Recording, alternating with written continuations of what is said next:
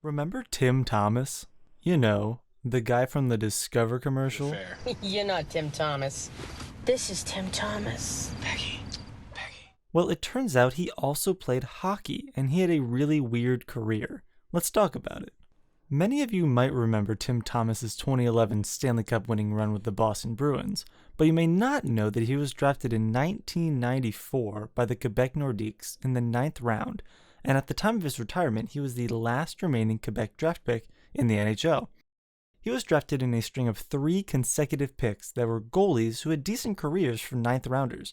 Tim Thomas at 217 by Quebec, Johan Hedberg at 218, leave a comment if you can tell me who drafted him, and Evgeny Nabokov at 219 by the Sharks. After graduating from the University of Vermont, Thomas found himself bouncing around leagues spanning both North America and Europe before getting his first season with a full starter's workload with the Boston Bruins at the age of 32, far older than the average rookie. And while the general consensus is that goalies age more gracefully than skaters, for every Marc-Andre Fleury and Pekka Rinne, there's a Braden Holtby and a Jonathan Quick. If we choose the marker of 42 games played, or just over half a season, to be a full season as a starter, here's every starting goalie since the expansion era began in 1968, sorted by total number of starting seasons and how old they were in their first season as a starter. There are a few outliers on this chart. Tom Barrasso was the youngest starter, winning the Vezina at the age of 18. The oldest was Gilles Villemure, who played his one and only season fitting this criteria at the age of 34, though he did win a Vezina earlier in his career. Patrick Roy has the most qualifying seasons, and oh look, he's the greatest goalie of all time. Here are the two who showed up late and had successful careers. This one is Dwayne Rollison, who himself had a very interesting career, and our man is right here, having 7 qualifying seasons as a starter, starting at the age of 32. His first season was the 06-07 season, and 2 years later, at the age of 34, in 2009, he had a masterpiece of a season. One goaltender stat that I like is goals saved above average, or GSAA, or GSWA. GSAA is how many more goals a goaltender saves compared to a theoretical goalie who faces the same amount of shots with the league average save percentage.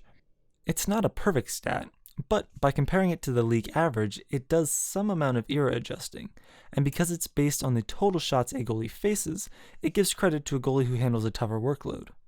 Here's a chart of every goalie with a positive GSAA since the turn of the century. Here is Tim Thomas's 2009 GSAA of 41.0.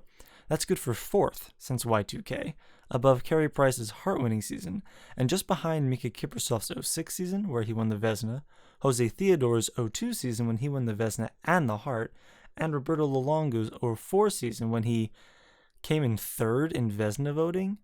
Wait, who won the Vezina that season? Marty Brodeur with a 917 save percentage? With that defense? Sorry, I got distracted. For his efforts, Thomas did win the Vezina in 2009. In 2010, the Boston Bruins were in the tough position of having 2 above league average goaltenders, and by the end of the season, Thomas had lost out to the more above league average goaltender, 22-year-old Tuukka Rask. In 2011, however, there was no ambiguity. Tim Thomas had a historical year. Remember this chart? Turns out I missed that. Thomas's 2011 puts him here, good for 3rd in the century, but there's more to this season than just that. If we take a look at good old save percentage, here's a pretty interesting chart of every goaltending season with at least 25 games played since the expansion era began. Not only does it show the trend of when shooters learned how to shoot the puck and when goalies then learned how to stop the puck, it shows us that out of every season ever, Tim Thomas's 2011 season is 5th all-time in save percentage. And if we change it to just starters seasons, or 42 games played, we find that Tim Thomas's 2011 season is the highest save percentage since the expansion era began.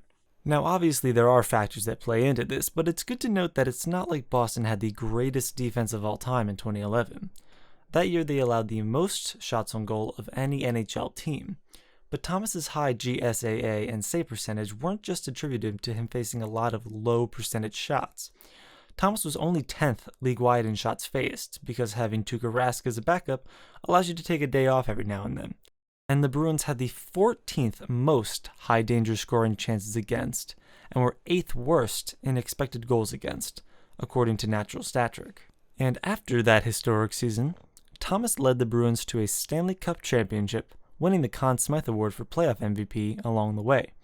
His career playoff stats are also of note.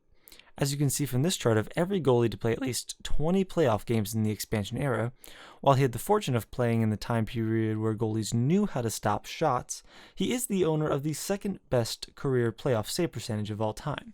And if you look at this incredibly ugly chart, thanks Mr. Waugh, of those same points graphed by games played, though it's not like he's handled a ton of minutes in the playoffs, he is far and away the best save percentage of anyone to play over 25 games. Now, at this point, you might be thinking, if his career is truly weird, there has to be some sort of controversy, right? Like he has to be a bad person of some sort, right? Well, I won't disappoint you. Tim Thomas is a libertarian.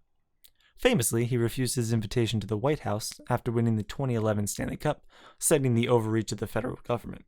But way more importantly, according to a January 24th, 2012 article in the Vancouver Sun, in the 2011-2012 Bruins Media Guide, which I could not track down, trust me, I tried. If this is wrong, blame the Vancouver Sun, not me. The person he'd most like to have dinner with is Glenn Beck.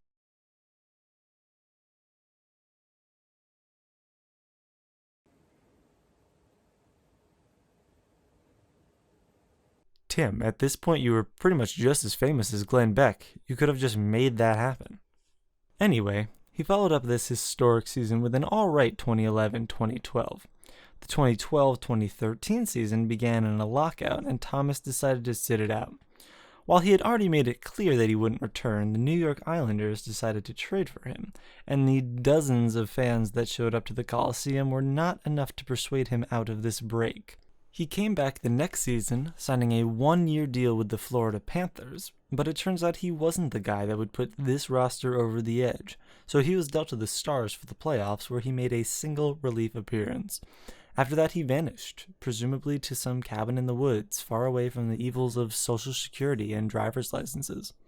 But I think it's important to take a second to appreciate a guy that was drafted by a team that relocated in 1995 in a round that doesn't exist anymore, got his first starting gig in 2006-2007, won 2 Vezinas, a Conn Smythe, the 2011 Stanley Cup, and had one of the greatest seasons a goaltender has ever had. Sounds like a Hall of Famer to me.